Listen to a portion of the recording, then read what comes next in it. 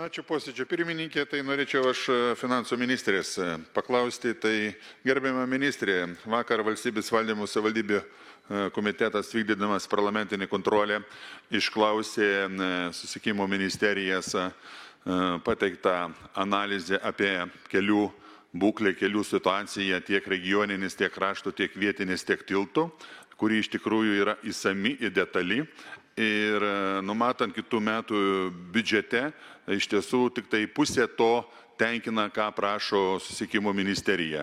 Tai per 700 milijonų, kada poreikis yra, kad stabilizuoti būtent kelių būklę ir atstatymus atnaujinti su minėtais tiltais ir žvyrkeliais, reikalinga 1,3 milijoną. Asociacija savivaldybių taipogi yra sunerimusi, kada savivaldybei yra numatoma tik tai 179 milijonai, iš minėtos sumos likusi dalis 522 palieka valstybinės reikšmės keliams. Ar jūs išgirsite, ar jūs papildysite, ar jūs suteiksite galimybę būtent Via Lietuva kaip pasiskolinimą, kad mes būtent kelių būklę stabilizuotume, nes socialinė gerovė priklauso nuo švietimo, nuo sveikatos, nuo kultūros ir nuo infrastruktūros kelių kokybės. Ačiū už atsakymą. Tai turbūt pradėti reikia nuo skaičių. Vidutiniškai praėjusioje kadencijoje per 1 metus keliams būdavo skiriama 612 milijonų eurų. Šiais metais yra 936 milijonai ir tai yra didelis skirtumas nuo to, kas būdavo anksčiau.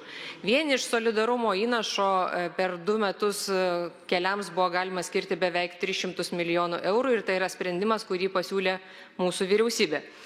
Tai jeigu norima sistemingai iš esmės pakeisti skaičius, kurie yra skiriami keliams, ne šiaip numatant ekonomikos augimą, bet sistemingai didesnius skaičius, kartais didesnius skaičius, kuriuos kartais įvardina atskiros institucijos ar ministerijos ar politikai, tiesiog tokiu atveju reikėtų svarstyti apie papildomus pajamų šaltinius. Tai kaip mes pasiūlėm solidarumo įnašą, kviečiu kitus politikus taip pat pagalvoti, iš kur tos papildomus sistemingai didesnius pinigus galima būtų paimti.